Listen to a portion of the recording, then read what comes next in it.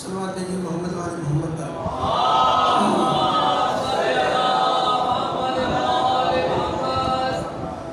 اعوذ باللہ من الشیطان الرجیم، بسم اللہ الرحمن الرحیم۔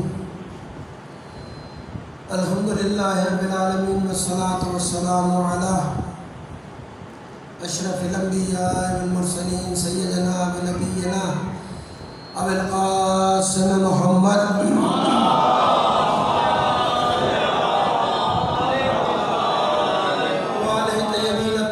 المعصومین المظلومین ولعنۃ اللہ علی اعدائہم اجمعین من الآن الی قیام یوم الدین، اما بعد فقد قال اللہ تعالی فی محکم کتابہ المبین وہو اصدق القائلین وقولہ الحق۔ بسم اللہ الرحمن الرحیم۔ قل ان کنتم تحبون اللہ فاتبعونی یحببکم اللہ ولیغفر لکم ذنوبکم واللہ غفور رحیم۔ صلوات بھیجیے محمد۔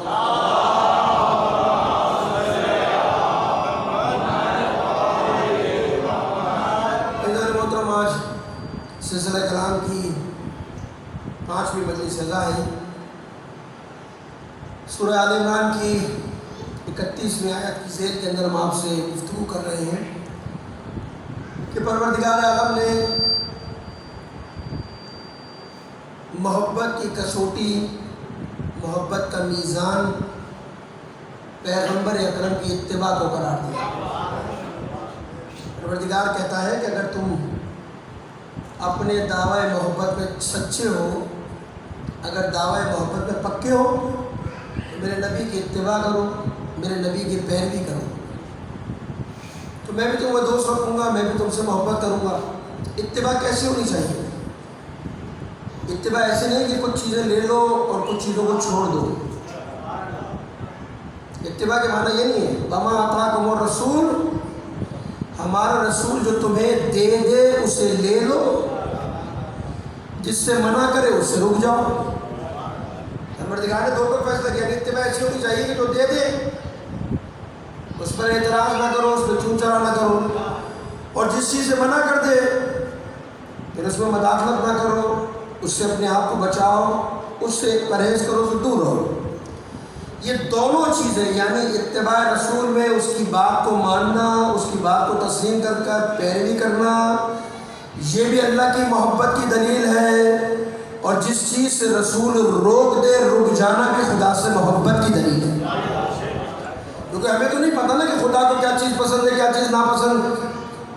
نہ میں نے آپ خدا کو دیکھا، نہ آپ نے خدا کو دیکھا، نہ آپ نے خدا کا مشاہدہ کیا، نہ میں نے خدا کا مشاہدہ کیا۔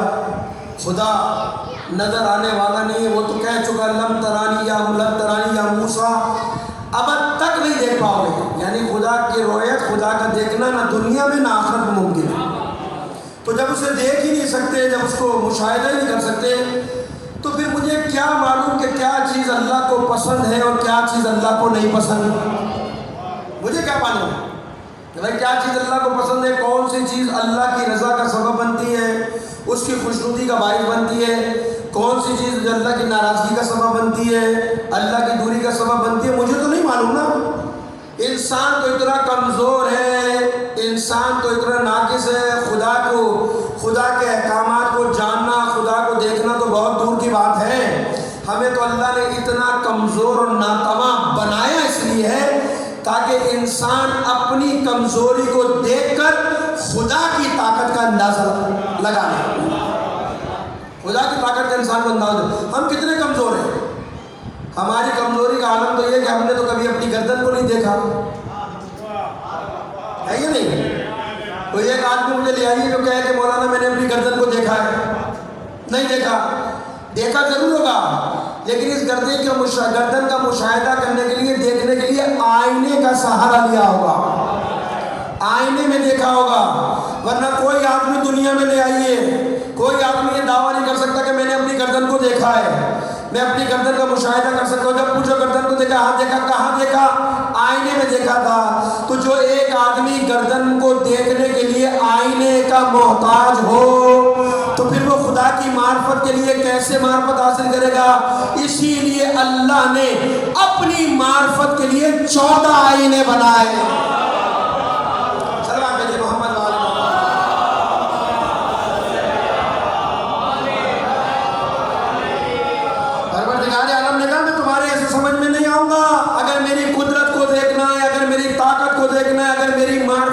کرنی ہے؟ اگر مجھے پہچاننا چاہتے ہو تو اہل بیت کو، خاندان رسالت کو میں نے وہ مظہر بنا کر بھیجا کہ ان کو دیکھو گے تو خدا تمہاری سمجھ میں آ جائے گا۔ اسی لیے تو رسول خدا نے کہا کہ خدا کو کسی نے نہیں پہچانا، خدا کے رسول کہہ رہے ہیں خدا کو کسی نے نہیں پہچانا، یا تو میں نے پہچانا یا میرے بھائی علی ابن ابی طالب نے پہچانا۔ یہ نہیں ہے یعنی ہر آدمی خدا کو نہیں پہچان سکتا، ہر آدمی خدا کی معرفت حاصل نہیں کرتا، مگر یہ کہ پہلے اہل بیت کی معرفت، پہلے ان کو پہچانو، ان کو پہچانو گے تو یہی وہ وسیلہ ہیں جو تمہیں خدا تک پہنچائیں گے۔ صلوات بھیجیے محمد والے۔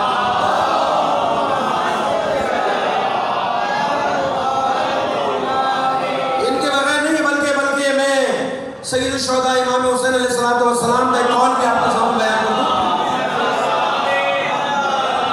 تاکہ میری بات اور پختہ ہو جائے۔ ابھی میرے ذہن میں آ گیا تو میں اس کو اور بھی بیان کر دوں، آپ کے سامنے بات پختہ ہو جائے۔ دیکھیں امام حسین علیہ السلام نے فرمایا ایھا الناس ما خلق العباد الا لیعرفون۔ امام کہہ رہے ہیں کہ اللہ نے انسان کو پیدا نہیں کیا، انسان کو خلق نہیں کیا مگر یہ کہ وہ اپنے خدا کی معرفت حاصل کرے، اپنے خدا کو پہچانے۔ یعنی انسان کی خلقت کا بنیادی مقصد کیا ہے؟ معرفت الہی، خدا کو پہچاننا۔ اور امام کہہ رہے ہیں فَإِذَا عَرَفُوا عَبْدُ، امام عبادت کا فلسفہ بتا رہے ہیں کہ تمہاری خلقت کا مقصد کیا ہے؟ خدا کی معرفت۔ مولا معرفت سے ہوگا کیا؟ امام کہہ رہے ہیں فَإِذَا عَرَفُوا عَبْدُ، جب تم اس کو پہچان لو گے نا، جب تم خدا کی معرفت حاصل کر لو گے تو خود بخود تمہاری پیشانی خدا کے سامنے جھک جائے گی، خود ہی جھک جائے گی کہ تو لائق عبادت ہے، تو اس قابل ہے کہ تیری بندگی کی جائے، تیری عبادت کی جائے۔ پروردگار پھر اس عبادت کا فائدہ کیا ہوگا؟ خدا کے فرزند رسول کیا فائدہ ہوگا؟ اللہ کی عبادت سے نتیجہ کیا ملے گا؟ امام کہہ رہے ہیں جب تم اللہ کی عبادت کر لو گے نا تو خدا تمہیں ہر ایک کی عبادت سے، ہر ایک کی اطاعت سے بے نیاز کر دے گا۔ پھر تم کسی کے سامنے سر جھکانے کے محتاج نہیں رہو گے، پھر تمہیں ضرورت نہیں کہ کبھی اس کے دروازے پہ ذلیل ہو، کبھی اس سپر پاور کے دروازے پہ ذلیل ہو، کبھی اس سپر پاور کے حسین بتا رہے ایک بار اس کے دروازے پر آ جاؤ وہ تمہیں ایسی عزت عطا کرے گا دنیا تمہیں ذلیل کرنا چاہے تو نہیں کر سکتی۔ امام کہہ رہے ہیں خدا تمہیں بے نیاز کر دے گا، ایسا بے نیاز کرے گا دنیا تمہارا کچھ نہیں کر سکتی، پوری دنیا کو تمہارے سامنے جھکا دے گا۔ کون کہہ رہا ہے؟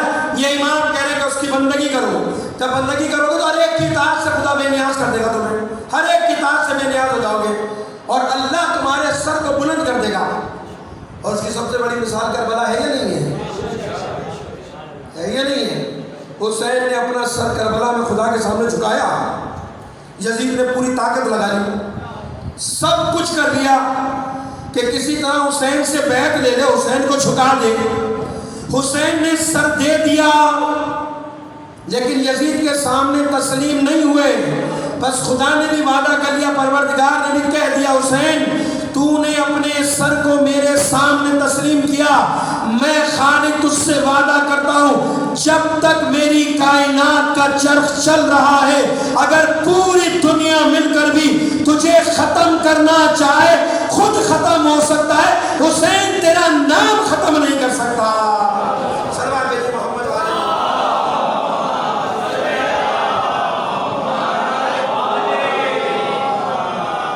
جائیں گے حسین تیرا نام ہے کیونکہ تو نے میرے سامنے اپنے آپ کو تسلیم کیا۔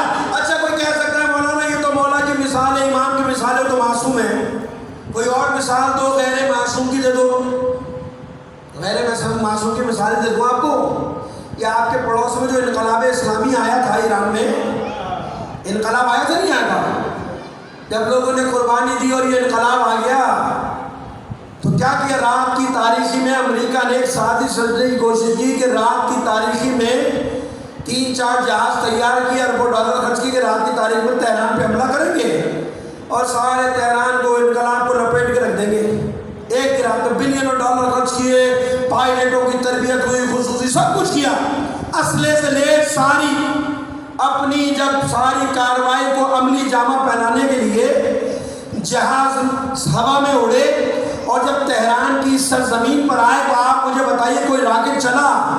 کوئی میزائل چلا، کوئی گولی چلی، ادھر تہران کی سرحد میں جہاز آئے، ادھر خمینی پشکن بستر سے اتر کر اپنے مسلح پہ جا کر کھڑا ہوا، اپنے ہاتھ دونوں بلند کیے، خدا کی بارگاہ میں دعا کی، مجھے نہیں معلوم کیا ہوا، ہوا میں بھنور آیا، جہاز آپس میں ٹکرائے، سارے کے سارے جہاز تباہ ہو گئے، برباد ہو گئے۔ پھر کسی نے ریگن سے جا کر پوچھا، بلینوں ڈالر خرچ کیے تھے، یہ سب کیا ہوا، یہ جہاز کیسے تباہ ہو گئے؟ تو بے ساختہ اس نے ایک جملہ کہا، اور وہ تاریخی جملہ کہا، اس نے کہا میں کیا کروں، میرا خدا میرے ساتھ نہیں ہے، خمینی کا خدا خمینی کے ساتھ ہے۔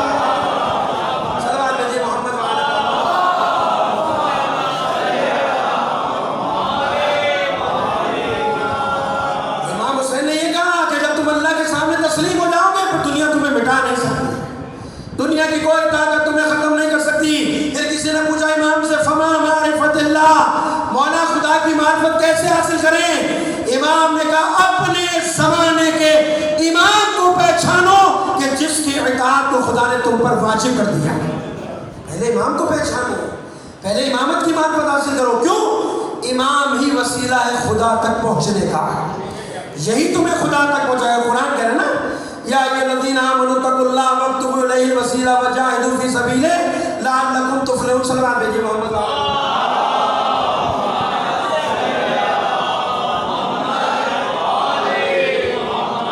یہی کہہ رہے نا پروردگار عالم، یا ایھا الذین آمنوا اتقوا اللہ، تقوی اختیار کرو اور کیا کرو، خدا تک پہنچنے کے لیے وسیلہ تلاش کرو۔ وسیلہ پکڑو نہیں، وسیلہ ڈھونڈو۔ یہ نہیں کہا تھا کہ وسیلہ بنا لو اپنی مرضی سے، نہیں، وسیلہ تو ہم نے بھیجا، ڈھونڈو۔ وقت کوئی نہیں، وسیلہ خدا تک پہنچنے کے لیے وسیلہ، اور میں نے بتا دیا خدا تک وہی پہنچائے گا جو خدا کی معرفت حاصل کرتا ہوگا، اور پیغمبر کہہ چکے ہیں اللہ کی معرفت، اللہ کو یا تو میں نے پہچانا یا علی نے پہچانا ہے، یہ نہیں ہے، خدا تک تو وہی پہچانے گا جو پہنچائے گا جو خدا کو جانتا ہوگا، جو خدا کی معرفت رکھتا ہوگا۔ تو کیا کہہ رہے ہیں قرآن کہہ رہے وقت ملے وسیلہ، خدا تک پہنچنے کے لیے وسیلہ تلاش کرو۔ جب وسیلہ پکڑ لو گے تو خدا تک پہنچ جاؤ گے۔ دیکھیے بعض حضرات جب وسیلے کی بحث آتی ہے نا تو بعض حضرات جو اعتراض کرتے ہیں شیعوں پہ، بھائی یہ وسیلے کے قائل ہیں، خدا سے ڈائریکٹ مانگو، کوئی یا علی مدد نہیں، کوئی یا رسول اللہ مدد نہیں، کچھ نہیں، ڈائریکٹ یا اللہ مدد، اللہ سے مانگو۔ حتیٰ کہ ایک دفعہ ہوا یہ کہ میرے پاس ایک مفتی صاحب آئے، کیونکہ ہماری برادران اہل سنت کے مدرسوں میں بھی آتے رہتے جاتے رہتے، وہ ہمیں جانتے ہیں کیونکہ ہم ہمارے ساتھ رہے ہیں۔ تو ایک دفعہ وہ اتفاق سے میرے کام سے گھر پہ آئے، عجیب واقعہ ہوا کہ وہ میرے پاس کام سے آئے کہ مولانا صاحب فلاں صاحب ہیں، آپ کو ٹیلی فون کریں، اور میں جانتا ہوں آپ کا بڑا احترام کرتے ہیں، وہ آپ کی بات کو رد نہیں کریں گے، میں اس لیے آپ کے پاس آیا ہوں۔ اچھا وہ بیچارے بیٹھے تھے اسی ڈرائنگ روم میں، ہماری کتابوں کی لائبریری بھی ہے، وہ ایسی لائبریری دیکھتے دیکھتے انہوں نے کتاب ڈالی وسیلہ اہل بیت، وسیلہ اہل بیت کتاب ڈالی، پڑھی تو مجھ سے مذاق میں کہنے لگے یار آپ لوگ بھی جو ہے نا، آپ لوگ بھی وسیلے کے قائل ہیں۔ میں نے کہا ہم بھی قائل ہیں، فطرتاً تم بھی قائل ہو۔ کہنے لگے ہمارا عقیدہ نہیں ہے وسیلے کے بارے میں، ہم تو اللہ سے مانگتے ہیں۔ تو میں نے کہا بھائی تم دعویٰ تو کرتے ہو اللہ سے مانگتے ہو، لیکن وسیلہ فطرتاً تم بھی جانتے ہو کہ وسیلے کے بغیر کام نہیں ہوتا۔ کہ نہیں ہم نے تو آج تک نہیں مانگا وسیلہ۔ تو میں نے کہا تم میرے پاس کس لیے آئے تھے؟ میں نے کہا بھائی تم میرے پاس کس لیے آئے تھے؟ تمہیں پتا تھا کہ وہ صاحب میرا احترام کرتے ہیں، کام وہی کریں گے، لیکن آپ نے مجھے وسیلہ اس لیے بنایا کہ وہ میرا احترام کرتے ہیں، میں ان کی نظر میں محترم ہوں۔ آپ کو پتا ہے کہ ناظر صاحب کے توسط سے جاؤں گا تو بات رد نہیں ہوگی۔ تو ہم نے کہا ہمارا عقیدہ بھی یہی ہے، دینے والا اللہ ہے، لیکن اللہ کی یہ وہ پسندیدہ ہستیاں ہیں، ان سے سفارش کرو گے تو اللہ دعا رد نہیں کرے گا۔ تو ایک دم خاموش ہو گئے۔ میں نے کہا بھائی تو دنیا میں وسیلے کے بغیر دنیا چلتی نہیں ہے۔ یہ جو بیچارے دعویٰ کرتے ہیں کہ نہیں یا رسول اللہ مدد کہنے کی ضرورت نہیں ہے، یا علی مدد کہنے کی ضرورت نہیں ہے، ڈائریکٹ اللہ سے مانگو اللہ دے گا۔ اچھا یہ باتیں وہ کرتے ہیں جو سب سے زیادہ شرک خود کر رہے ہوتے ہیں کہ بندوں سے مانگنا حرام ہے، بندوں سے اہل بیت کو وسیلہ بنانا جائز نہیں ہے، یہ جائز نہیں ہے، وہ جائز نہیں ہے. اچھا صاحب اللہ کو سے وسیلہ ڈائریکٹ اللہ کے راستے اختیار کرنے کے لیے پہنچنے کے لیے وسیلے کی ضرورت نہیں ہے, ڈائریکٹ مانگو. تو جو یہ ڈائریکٹ والی باتیں کرتے ہیں, آپ چلے جاؤ روڈوں پہ سڑکوں کے اوپر صندوقچیاں لے کے کھڑے ہوتے ہیں, مسجد کا چندہ مانگ رہے ہوتے ہیں, مدرسے کا چندہ مانگ رہے ہوتے ہیں. تو جب اپنی چیز کی بات آئے تو عام بندے کو وسیلہ بناؤ گے. بھائی ڈائریکٹ اللہ سے مانگ لو, اللہ تیری مسجد ہے, تو خود ہی بنا لے. لیکن جب مسجد مدرسے کی بات آئے گی تو نہیں چندہ چاہیے. بندے کی مدد کے بغیر, وسیلے کے بغیر مسجد نہیں بن سکتی. تو آپ پھر پھر کہتے ہیں قرآن سے ثابت کرو. قرآن میں کہا ہے, 2 آیتیں آپ کے سامنے اشارہ کرنے جا رہا ہوں. صلوات بھیجیے محمد والے.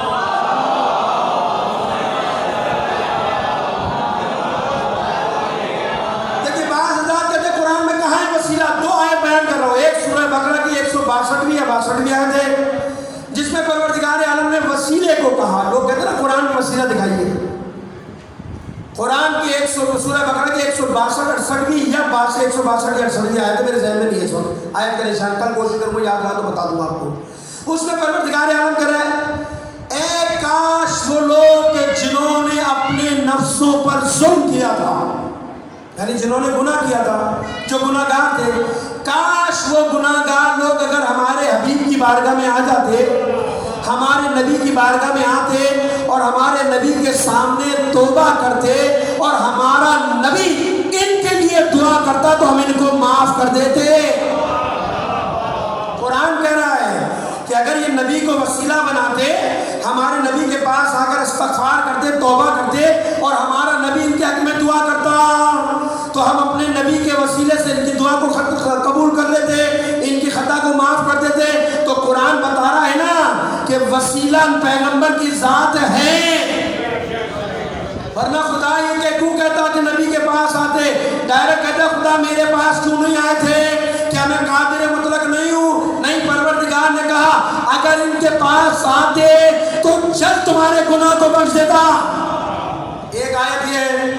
دوسرا سورہ یوسف کی آیت, سورہ یوسف میں کیا کہہ رہے ہیں, جب بچے نادم ہوئے, جناب یعقوب کے بیٹے جنہوں نے حضرت یوسف کو کنویں میں ڈالا تھا, اور جب پشیمان ہوئے تو آگے بابا کے پاس, یا ابانا استغفر لنا ذنوبنا, اے بابا ہم گناہ گار ہیں, ہم خطا کار ہیں, آپ ہمارے لیے خدا کی بارگاہ میں دعا کیجئے تاکہ خدا ہمیں معاف کر دے. سورہ یوسف کے اندر کون؟ حضرت یعقوب کے بچے آ کے کہتے ہیں پروردگار آپ اللہ کے رسول ہیں, حضرت یعقوب بابا ہمارے لیے خدا کے حق میں بارگاہ میں دعا کیجئے, استغفار کیجئے, ہم خطا کاروں میں سے ہیں, ہم اپنے بھائی کے مجرم ہیں, آپ دعا کیجئے. یعقوب کو ٹوک دینا چاہیے تھا, تم شرک کی باتیں کیوں کر رہے ہو, تم کفریہ باتیں کیوں کر رہے ہو. یعقوب نے جواب دیا کہ ان قریب میں تمہارے لیے دعا کروں گا اور بے شک خدا معاف کرنے والا ہے. اگر شرک کرنا تو حضرت یعقوب نے تائید کیوں کی کہ خدا میری بات کو رد نہیں کرے گا, میں تمہارے حق میں دعا کروں گا. تو یعقوب کو روک دینا چاہیے تھا نا, کیا مشرکانہ باتیں کر رہے ہو, کیا کفرانہ باتیں, کفریہ باتیں کر رہے ہو. فوراً کہا نہیں, میں تمہارے حق میں دعا کروں گا اور میرا خدا وہ ہے کہ جو خداؤں کو معاف کرے گا, خطاؤں کو معاف کرے گا. تو طے ہوا کہ جو اللہ کے پسندیدہ ہوتے ہیں اگر ان کے وسیلے سے مانگا جائے تو خدا جلد ہی دعاؤں کو قبول کرتا ہے.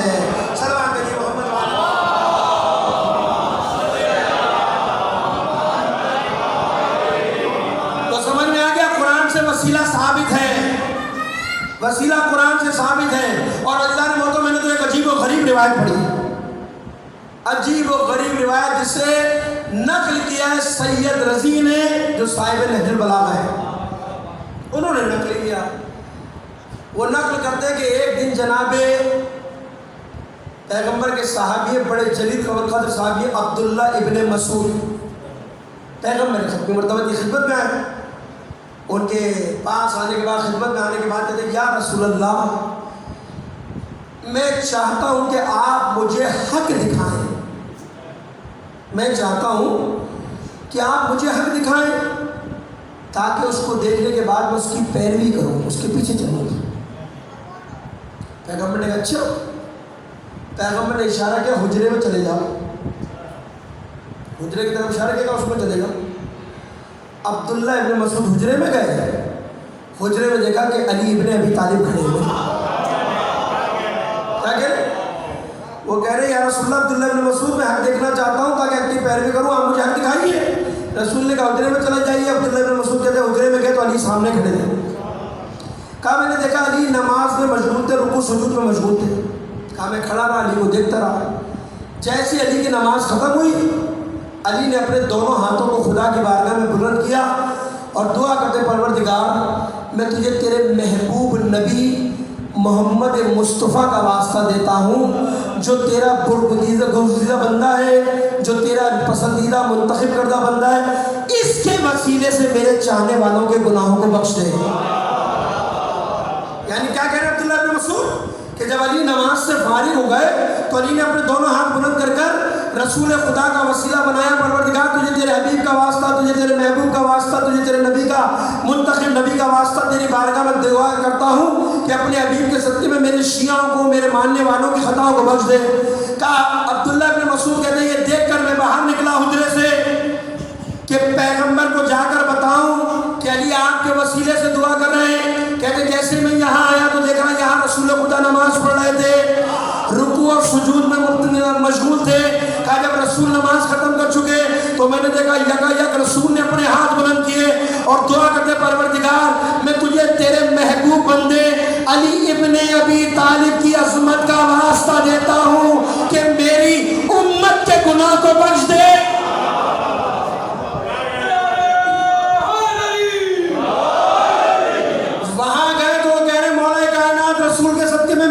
کو بخش دے۔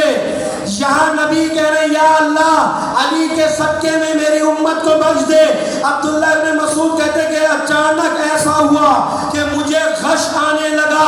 پیغمبر آواز دے کر کہتے عبداللہ ابن مسعود کیا ایمان قبول کرنے کے بعد کفر کے راستے پہ جانا چاہتے ہو؟ ایمان لانے کے بعد کفر کے راستے پہ جانا چاہتے ہو؟ فوراً ہاتھ جوڑ کر کہتے یا رسول اللہ نہیں، خدا کی پناہ مانگتا ہوں لیکن کیا کروں؟ یا رسول اللہ میں علی کے پاس گیا، وہ آپ کا وسیلہ دے کر دعا کر رہے تھے، آپ کے پاس آیا، آپ علی کا وسیلہ دے کر دعا کر رہے تھے۔ اب سوچ یہ رہا ہوں کہ خدا کے رسول اللہ کی نظر میں آپ کا مقام کیا ہے اور علی ابن ابی طالب کا مقام کیا ہے؟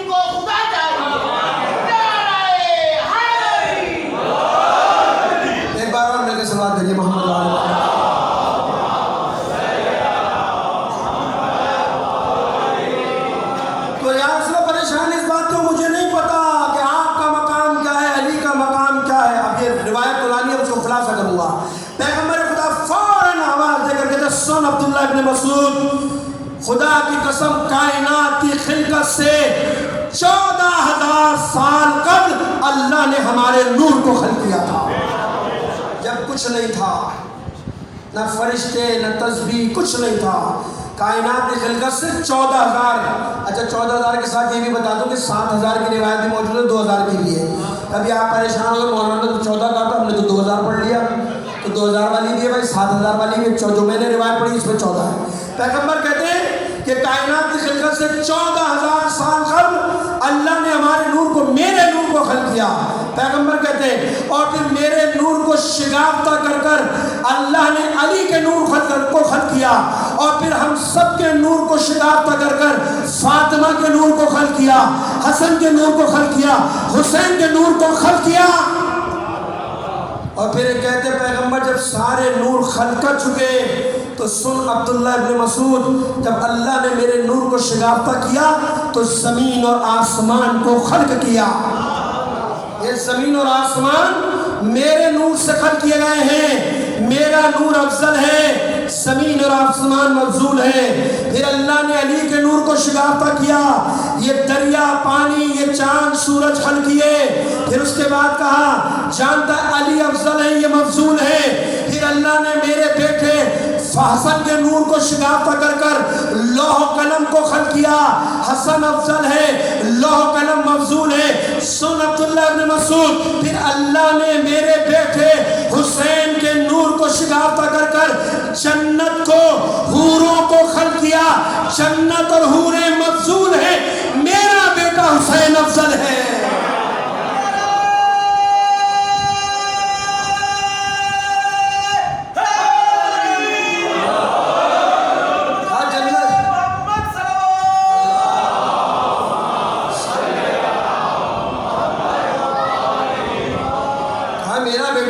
حسین افضل ہے. یہ لوح و قلم، یہ جنت، یہ حوریں سب مفضول ہیں. پھر پیغمبر کہتے ہیں سن عبداللہ ابن مسعود، یکا یک آسمان پر تاریخی چھا گئی، اندھیرا چھا گیا، مشرق تر مغرب. فرشتوں نے آواز بلند کی پروردگار اس تاریخی کو ختم کر دے، اس تاریخی کو دور کر دے. تو عبداللہ ابن مسعود، اللہ نے ایک نور کو خلق کیا، اس نور کے ساتھ ایک اور نور متصل کیا، اسے اور روشن کیا، اسے اور روشن کیا نور کو. جانتا ہے یہ جو پوری دنیا میں تجھے نور نظر آ رہا ہے، یہ میری بیٹی فاطمہ کا نور ہے. اسی لیے پروردگار نے میری بیٹی کو زہرا قرار دیا. سن ابن عبداللہ مسعود، یہ کائنات کا نور مفضول ہے، میری بیٹی فاطمہ افضل ہے. یہ کائنات کا نور مفضول ہے، میری بیٹی افضل ہے. اور پھر روایت کا کہ جب یہاں تک پہنچے پھر کہتے ہیں سن، کیا تو نے قرآن کی سورہ کاف کی وہ آیت نہیں پڑھی؟ القیا فی جہنم میں کل کفار کفار وعنید. کیا تو نے قرآن کی آیت نہیں پڑھی؟ کہاں پڑھی ہے؟ اس کا مطلب جانتا ہے کہ پروردگار قیامت کے دن تو ہم دونوں کو اختیار دے گا، دونوں کو اختیار دے گا کہ وہ کفار کو اور اناد رکھنے والوں کو جہنم میں ڈالے گا. جانتے یہ کون ہے؟ کہا رسول اللہ آپ بتائیے. پیغمبر کہتے کفار وہ لوگ ہیں کہ جنہوں نے میری نبوت کا انکار کیا تھا. خدا مجھے اختیار دے گا، میں ان کافروں کو جہنم میں ڈالوں گا.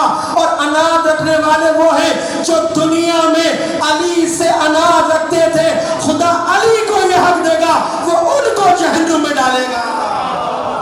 صلوات بھیجئے محمد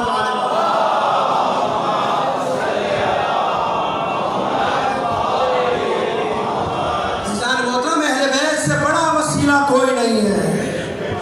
آدمی مانگے تو صحیح، وہاں سے دینے کا مسئلہ نہیں ہے، لینے والے کا مسئلہ ہے.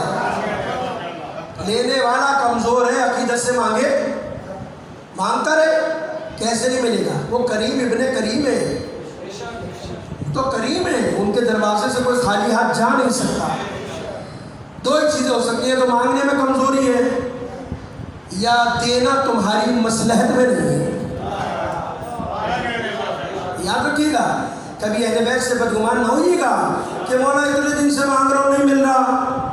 اہل بیت سے تم اہل بیت سے اتنی محبت نہیں کرتے جتنا اہل بیت تم سے محبت کرتے ہیں. ہوتا ہے نا بعض اوقات گھر کے اندر بچہ، چھوٹا بچہ ہو، کبھی آگ کے قریب جاتا ہے تو آپ اسے ڈانٹ ڈپٹ کے روک دیتے، خبردار آگ کے قریب مت جانا. کیوں نہیں جانا بھائی؟ بچہ نہیں جانتا اس کی حرارت کو کہ جل جائے گا. چھری کے قریب جاتا اسے روک لیتے، خبردار. اور جب بچہ نہیں مانتا مار بھی دیتے ایک تھپڑ تاکہ ڈر جائے آئندہ کبھی نہ. کیوں؟ وہ تو کھلونا سمجھ کے کھیلنا ہوتا چھری سے. آپ روکتے ہیں، اس کو پتا ہے کہ اگر ہاتھ کٹ گیا تو مصیبت ہو جائے گی. تو یہ تو آپ اپنی مثالیں دیکھ لیں. یعنی جس چیز کا آپ کو علم ہو اس کو علم نہ ہو تو آپ جانتے ہیں یہ نقصان دہ ہے، یہ فائدے مند ہے. تو جب اہل بیت سے مانگو نہیں ملے تو بھی شکر ادا کرنا کہ مولا آپ کا شکریہ، ہو سکتا ہے یہ میرے حق میں بہتر نہ ہو. آپ بہتر جانتے ہیں، آپ کریم ہیں، ورنہ آپ کے دروازے تو کبھی کوئی خالی ہاتھ نہیں گیا. تو مل جائے تو شکر ادا کرو خدا کا، اور اہل بیت کا نہ ملے جب بھی شکر کرو، شکایت نہ کرنا. ایک مسئلہ ہے نہیں ملتا، اور دوسرا یہ کہ ممکن ہے کہ مانگنے والا ایسی کمزوری سے مانگ رہا ہو کہ بس دے دو مولا، دل ہی نہ ہو. وہ نادر بادشاہ سلطنت عثمانی کے بعد جب عراق فتح کیا نا تو نادر بادشاہ نے ارادہ کیا کہ وہ نجف جائے، مولا علی کے روزے کی زیارت کرے۔ ایک دن زیارت کرنے پہنچ گیا، وہاں ایک نابینا بھیک مانگ رہا تھا، تو اس سے کہا کہ تو یہاں کیا کر رہا ہے؟ کہا نابینا ہوں۔ کہا پھر؟ کہا میں مولا علی سے اتنی دعا کر چکا ہوں، مانگ چکا ہوں کہ اللہ مولا میری بینائی واپس کر دو، بینائی واپس کر دو۔ مولا نے آج تک بینائی واپس نہیں کی۔ نادر غصہ ہے، اس نے کہا میں نادر بادشاہ ہوں، اندر زیارت کرنے جا رہا ہوں زری پر، اور واپس آنے تک اگر تیری آنکھیں نہیں آئی نا تو میں تجھے قتل کر دوں گا، میں تجھے مار دوں گا۔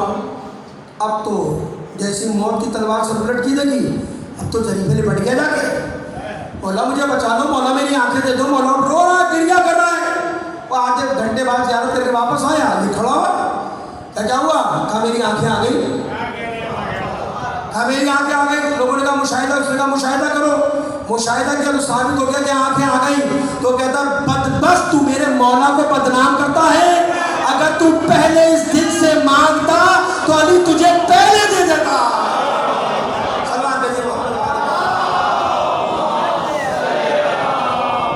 ہوتا یہ بدبختی ہماری ہوتی ہے، نام مولا پہ ڈال دو، ہے نا؟ بہت سارے لوگ آپ کو ایسے ملیں گے، ایسے ملیں گے، آڑی ٹیڑھی منتیں مانتے ملیں گے۔ تو بھائی ایسی منت مانو جو کام کی منت ہو، منتیں بھی ایسی مانگیں گے تو مولا بھی کیا دیں گے۔ وہ ایک واقعہ میں نے کتاب میں پڑھا تھا، وہ ایک شخص گیا امام رضا کی زری پر، پتہ نہیں دستغیب میں لکھا ہے، اللہ دستغیب میں کسی نے لکھا ہے یہ واقعہ کتاب کے اندر۔ وہ ایک جا کے زری پہ گیا امام رضا کی زور رو رہا ہے، مولا اولاد دے دے، اولاد دے دے، اولاد دے دے۔ مولا خواب میں آیا، اولاد تو میں نے تیری لکھ دی، شادی تو کر لے۔ تو بعض اوقات ہوتا یہ ہے کہ پہلے سبب ہوتا نہیں ہے، دعا مانگنا تو دے دے، پہلے اسباب تو پیدا کرو۔ مولا نے کہا اولاد تو لکھی ہے تیرے اس میں، شادی تو کر لے بھائی۔ تو ہمارے یہاں بھی بہت ساری ایسی منتیں مانگتے ہیں، ایسی مرادیں دے دے، پتہ نہیں ہوتا نتیجہ کیا ہوگا۔ صلوات بھیجیے محمد والے۔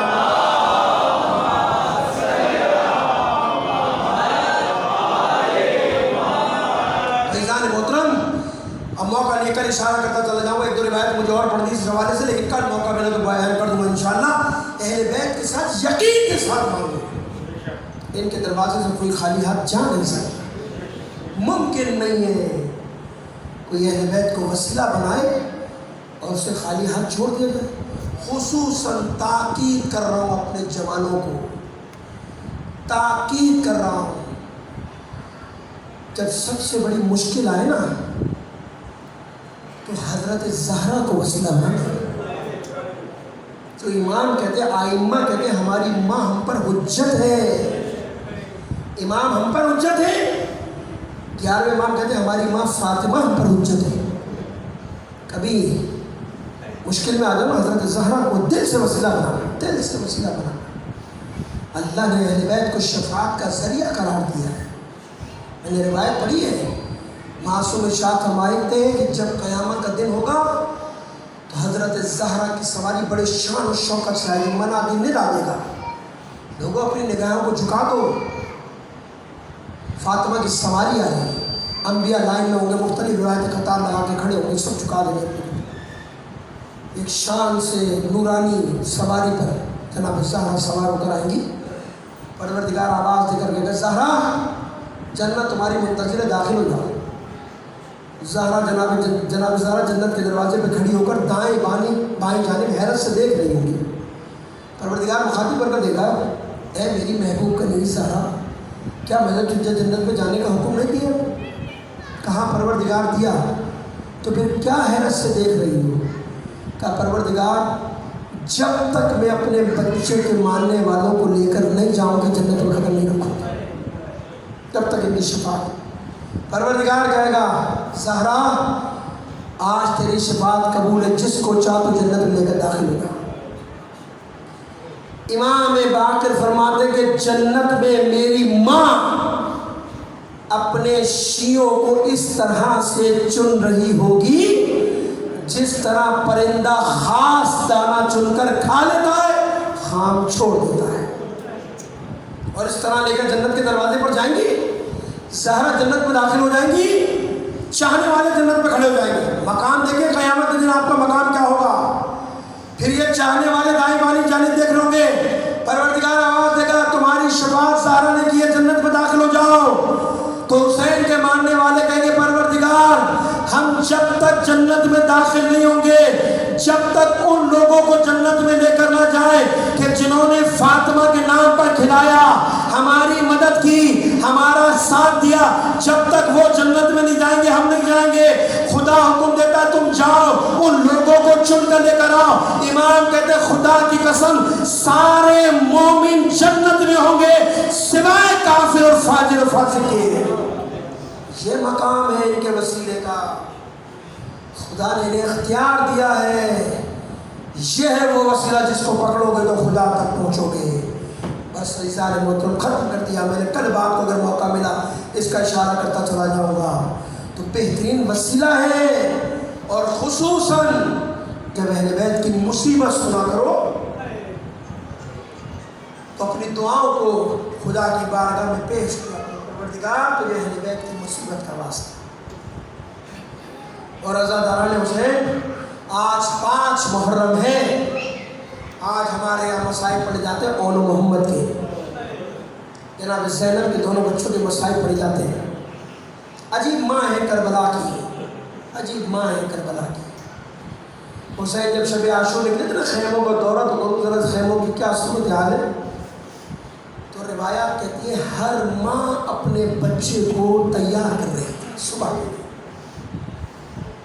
کہیں فروا بیٹی قاسم کو تیار کر رہی تھی، صبح تمہارے بابا ہوتے تو اپنی قربانی پیش کرتے، لیکن اصل نہیں ہے، بیٹا تو قربان ہو جانا بابا کے لیے۔ کہیں لیلا اکبر کو تیار کر رہی ہے، کہیں جناب رباب جھولے پہ سر رکھ کر رو رہی ہے۔ اے میرے لال صبح ہر ماں اپنی قربانی پیش کرے گی۔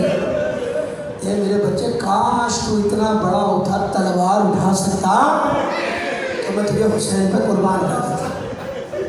کہا ہوگا نا علی اصغر نے بے زبانی اماں پریشان کیوں ہوتی ہو، صبح نمودار تو ہونے دو، اگر میرا چچا فاتح فرات ہے تو تیرا علی اصغر فاتح کربلا ہوگا۔ پڑھیں گے مسائل علی اصغر کے، بلکہ کل ہی آئیں گے علی اصغر کے مسائل۔ ایک خیمہ عجیب ہے جس میں ایک ماں بیٹھی ہے، ایک بچے کو دائیں جانب ایک کو بائیں جانب بٹھا کر، اور نصیحت کر رہی ہے جناب زینب دیکھو بچوں، یہ عمر سعد میرے بھائی کا دشمن ہے، اسے قتل کرنا چاہتا ہے میرے بھائی کو، یہ عمر سعد ہو سکے تو تم عمر سعد کو قتل کر دینا، شاید میرے بھائی کی جان بچ جائے۔ اور پھر کہتے ہیں خبردار پانی کی طرف نگاہ اٹھا کر نہ دیکھنا، حسین کے بچے پیاسے ہیں، اگر تم نے پانی کی طرف نگاہ اٹھا کر دیکھا تو زینب دودھ نہیں بخشے گی۔ وعدہ کیا دونوں بچوں، اماں صبح ہونے دیجیے۔ صبح نمودار ہوئی ایک ایک کر کے دادے شجاعت دیتا رہا، جاتا رہا۔ جب کافی دیر ہو گئی جناب زینب کو کہ بچے اب تک نہیں گئے، تو اماں فضا سے کہا اماں ذرا میرے بچے کو بلا، میرے بچوں کو بلا۔ جب دونوں بچے آئے تو جناب زینب نے پوچھا تم ابھی تک زندہ ہو؟ ہاتھ جوڑ کر کہتے ہیں اماں کیا کرے، ماموں اجازت نہیں دیتے۔ ارے حسین کیسے اپنی بہن کی گود کو اجڑنے کی اجازت دے دے؟ اچھا ماموں کو بلاؤ۔ حسین آ گئے، جناب زینب نے سوال کیا بھائی ایک سوال ہے۔ کہا بہن کیا سوال ہے؟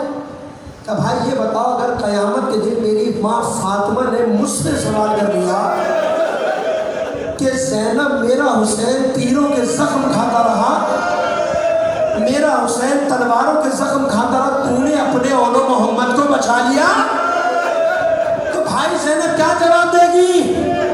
لاجواب ہو گئے۔ دونوں بچوں کو اجازت ملی، ایک کو عباس نے سوار کیا، ایک کو اولو محمد کو، ایک کو عباس نے ایک کو حسین نے سوار کیا، دونوں سوار ہوئے۔ ابھی بچے تھوڑا آگے گئے تھے میدان میں، بڑے بھائی نے کہا اماں نے کہا تھا نا عمر سعد کو قتل کر دو گے تو ماموں کی جان بچ جائے گی، کہا۔ چھوٹا بھائی کہتا ہے یہ بھی یاد ہے نا ماں نے کہا تھا پانی کی طرف نگاہ اٹھا کر نہ دیکھنا ورنہ دودھ نہیں بخشیں گے۔ دونوں نے ماں کی نصیحت یاد دلائی اور پہلا حملہ کیا عمر سعد کے خیمے پر، اور وہ ملون پشت خیمہ سے نکل کر بھاگا، بھاگتے ہوئے سپاہیوں کا آواز دے کر کہتا تم سے یہ دو بچے نہیں سمجھتے، اور بھاگتے ہوئے سپاہی کہتے ہیں عمر سعد کیا کہتا ہے اگر ان کی تلوار کی کاٹ تو دیکھ، ارے یہ بچے نہیں ہیں، یہ جعفر طیار کے پوتے اور علی ابن ابی طالب کے نواسے ہیں، کس طرح تیرے سپاہیوں کو قتل کر رہے۔ عزاداران حسین جب کافی دیر گزر گئی اور دونوں بچوں پر غالب نہ آ سکے، کئی کو انہوں نے واصل و جہنم کیا تو ہمارے ساتھ کہا ان کی طاقت کو تقسیم کر دو، جب تک یہ دونوں بھائی ساتھ ہیں تم ان پر غلبہ حاصل نہیں کر سکتے۔ کیا کیا؟ ایک گھوڑا سواروں کا لشکر تیار کیا جو دونوں بھائیوں کے درمیان حائل ہو گیا۔ اب اون محمد اون سے جدا ہو گیا، بالآخر لڑتے لڑتے دونوں بھائی زخمی ہوئے، اور ایک وقت ایسا آیا کہ دونوں گھوڑے سے گرے ہیں، آواز دیے مامو جان ہماری مدد کو پہنچو۔ ادھر حسین کے کان سے آواز ٹکرائی، عباس دوڑے ہیں، حسین دوڑے ہیں، فضہ کو خبر ملی، فضہ خیموں میں دوڑنا شروع ہوئی، ارے بیویوں شہزادی کے خیمے میں آؤ، شہزادی کے بچوں کے لاشیں آ رہے ہیں۔ ساری بیویاں زینب کے خیمے میں جمع ہو گئیں۔ حضرت امام حسین دونوں بچوں کو لے کر خیمے میں آئے۔ عزادارہ نے حسین زینب کو احساس ہوا ابھی میرے دونوں بچے زندہ ہیں، ابھی جان باقی ہے۔ فضہ سے کہہ دیا اماں فضہ ذرا میرا خیمہ خالی کرا، جلدی میرا خیمہ خالی کرا، میں اپنے بچوں سے باتیں کرنا چاہتی ہوں۔ جب جناب زینب کا خیمہ خالی ہو گیا تو جناب زینب دونوں بچوں کے درمیان آ کر بیٹھ گئی، ایک ہاتھ محمد کے سینے پر رکھا، ایک ہاتھ اور کے سینے پر رکھا۔ جیسے ہی ماں کے ہاتھ کے لمس کو محسوس کیا بچوں نے آنکھیں کھولی۔ بڑا بیٹا کہتا اماں جان خدا گواہ ہے ہم نے عمر سعد کے لشکر خیمے پر حملہ کیا لیکن وہ ملعون بھاگ گیا۔ چھوٹا بیٹا ہاتھ جوڑ کر کہتا اماں خدا گواہ ہے ہم نے پانی کی طرف نگاہ اٹھا کر بھی نہیں دیکھا، اماں تو نے ہمیں دودھ بخش دیا۔ ارے جہاں زینب عباس ہے وہاں دو بچوں کی ماں بھی تو ہے۔ جیسے ہی بچوں کی گفتگو سنی زینب سے برداشت نہ ہوا، کبھی اپنے سر کو اون کے سینے پر رکھتی ہے، کبھی محمد کے سینے پر۔ ارے میرے بچوں تم نے زینب کو فاطمہ کی بارگاہ میں سرخرو کر دیا، کربلا تمام ہو گئی۔ بس دو روایتیں اور سنو، عزاداران حسین بس کربلا تمام ہو گئی، واقعہ کربلا ہو گیا۔ اب زینب چلی ہے کربلا سے کوفہ سے شام سے شام کے زندان اور مدینے تک گئی ہے۔ عزیزو پورے راستے زینب حسین کو روئی، زینب نے حسین کا ماتم کیا، جو آتا تھا زینب کو حسین کا پرسہ دیتا تھا۔ عزیزو یہ سفر کرتے کرتے جب شام کے زندان میں پہنچی ہے نا اور رہائی کا مجدہ مل گیا، سرہائے شہداء دے دی گئے، ساری بیویوں کو شام کی عورتوں کو اجازت دے دی گئی کہ جاؤ ان کو پرسہ دو، تعزیت پیش کرو۔ تو ہر ماں کی گود میں اس کے بچے کا سر تھا۔ عزاداروں شام کی عورتیں لیلا کے پاس آئی ہیں، اکبر کا پرسہ دیا ہے، فروہ کے پاس گئی قاسم کا پرسہ دیا، روات کے پاس گئی علی اصغر کا پرسہ دیا، زینب کے پاس آئی ہیں، حسین کو روئی، حسین کا ماتم کیا، حسین کا پرسہ دیا۔ جب سب کو پرسہ دے چکی تو یہ شام کی عورتیں جانے لگی۔ انہوں نے کیا دیکھا؟ ایک دشت میں دو ننھے سر رکھے ہیں جن پر کوئی رونے والا نہیں ہے، جن پر کوئی ماتم کرنے والا نہیں ہے۔ شام کی عورتیں جمع ہو کر کہتی ہیں ارے شاید ان کی ماں مر گئی ہے، آؤ ہم ان بے وارثوں کا ماتم کریں۔ جیسے جملے کہے زینب آواز دے کر کہتی ہے ارے شام کی عورتوں ایسا نہ کہو، ان کی تو پیاری ماں ارے زینب زندہ ہے، کیا کرے؟ حسین کو روئے یا اپنے بچوں کا ماتم کرے؟ زینب مدینے پہنچ گئی، نبی کے روضے پر پہنچی، جو آتا تھا زینب حسین کو روتی تھی، حسین کا ماتم کرتی تھی۔ روایت نے لکھا 3 مہینے گزر گئے، 3 مہینے مدینے میں جو آتا تھا زینب کو حسین کا پرسہ دیتا تھا۔ 3 مہینے بعد جب زینب اپنے گھر آئی ہے نا، عبداللہ کے گھر پلٹی، اپنے گھر آئی ہے، مغرب کی نماز کا وقت ہوا، زینب نے مصلی بچھایا، ابھی تکبیر کہنا چاہتی تھی، زینب کی نظر اون و محمد کے حجرے پہ پڑی،